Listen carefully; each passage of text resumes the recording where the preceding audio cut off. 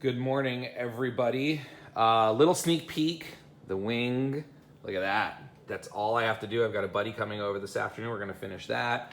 And then the wings are almost done, except for the backs of them and the tanks, obviously. But that's a whole nother video.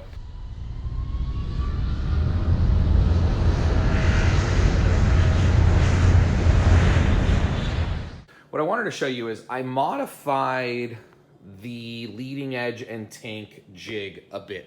It's gonna be hard for me to do with one hand, but basically this piece of wood used to be like right here, but all the way down without that there. And so what happened was, let's come to the other side here. When that piece of wood was all the way out to the edge here, you couldn't get to the bottom 2 or 3 rivets. It would hit, if you can see, it would hit right, because there'd be wood there, so you couldn't get to the rivet. So when I was watching the video, which for all of you who had to do fuel tanks before Vans put out that like 2-hour video on building a fuel tank, I think, I forget the gentleman's name, but he's like head of building at Vans. I'm gonna link it. I've watched the video like 4 times. It's a 2-hour video. Who would have thought I could watch a 2-hour video on building a fuel tank like 4 times? But it's awesome, and I feel so much more prepared, because nothing against any of the builders who came before me, but everyone sort of had their own method of building the fuel tanks. And it seemed, anyways, this video is not about building the fuel tanks. This is about the jig. But the one thing that he said in the jig, in his jig had like a flat piece of plywood here, and it had like cutouts, like U-shaped cutouts. And he talked about why he did that, so you can get the gun, the rivet gun, like right in there. So this jig was already made for me when I got the plane. And so all I did here is I took the legs off that were screwed right here, going the full length. I got some new plywood. I didn't want to cut the old leg just in case I needed it, because it was already drilled for the holes and was the right length. So I had some leftover plywood. I used one leg for the middle here, and then I made these sort of braces. I put a brace in the middle here and one there. I thought about putting this brace running the other way, but then I could run into the same problems. But now this is super stable, and I can get the rivet gun right up into all the rivets. And the only other thing I'm probably gonna do, I mean, I might not do it because I just have to do the 2 tanks. I might is just run like 1-inch piece of wood right here. This is really flimsy. I think, if I'm not mistaken, I didn't build it, but I think someone can comment here. They give you the template, or it's already drawn on like the top side or one of the crating pieces of wood, but the grain's running the wrong way, so this is really flimsy. So I'll probably run just a strip of wood right here just to strengthen that, but that's about it. Super simple modification. If you've already built your jig, you could do this simple modification to it. Again, just this wood here, as big of a piece of wood here as you want, and then use one of your legs to run down the middle. It all fits perfect, and it's very stable. I just made sure I built it on a really straight table, so that way my jig didn't get a twist in it, which it doesn't have. And that's about it. Just wanted to share how I modified the leading edge jig. Let me see if I can show you really close here one last time. But now, see, I can get, without anything hitting, I can get right up in that, whereas before it would be more like this and you couldn't get to those kind of last 2 rivets. So this works great. Hope you enjoy it.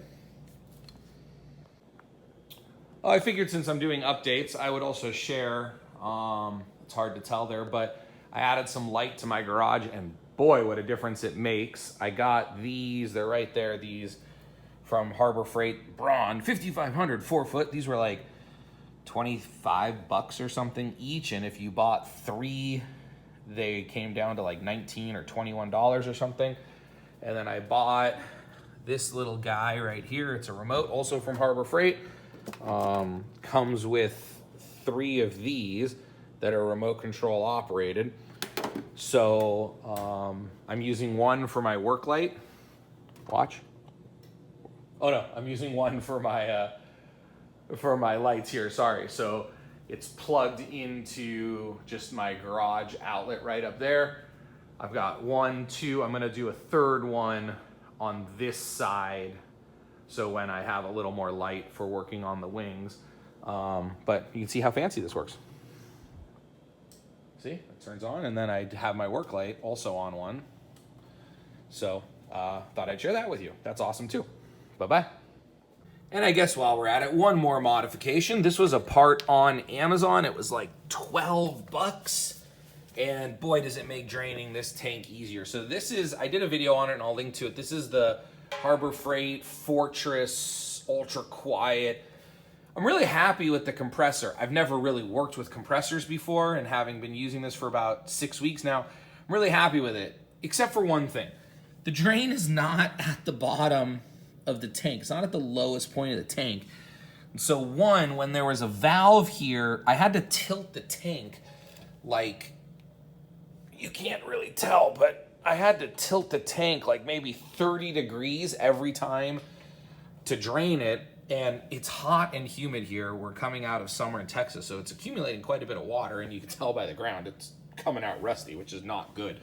But again, what I did is, because it would hit, so I couldn't even drain. So I got this thing. I might run like a pipe outside so I could just like drain it, just tilt the tank and drain it all outside. For right now, I just drain it into a cup. It's kind of a pain though because it flies all over the place. I'm also gonna put like a hook in the wall, because when I tilt it like 30 degrees, it's really hard. I'm trying to hold the tank. That's why I have these here. I'm trying to hold the tank from falling and hitting my wing or my head, while I'm trying to hold this, and this thing at 100 psi, 150 psi is flying all over the place, and it's just kind of a pain. But this has definitely helped. When I took off the old one, I sprayed a bunch of like WD-40. I know some of you guys are going to tell me I shouldn't have done that, because then we could get oil in the lines, but I have a oiler or a filter to get rid of water and oil. But I sprayed some WD-40 in there, left the tank open for a day or so, kept kind of sloshing it around, drained, turned on the air, drained that all out. And ever since I did that, my water is not coming out rusty at all. So I think that was a good thing. But again, you guys tell me, I don't know what I'm doing here. Tell me if I did something wrong. But this was a really nice $12, $15 addition. If you have any suggestions on how I can better drain this tank, any ideas about tilting it, again, I think what I'm just gonna do is put like a steel wire at the right depth, like attached to the wall and attached to the tank. So then what I can do is I can pull the tank forward, lock it in with a piece of wood in the back. It'll stay in the correct drain position. Then I can open the drain and have 2 hands to drain it every night, because this has really become kind of a dreaded job. So as you're looking at this Fortress, keep that in mind. Works great, holds pressure, does everything it's supposed to do. Plenty of size for lots of drilling and pounding.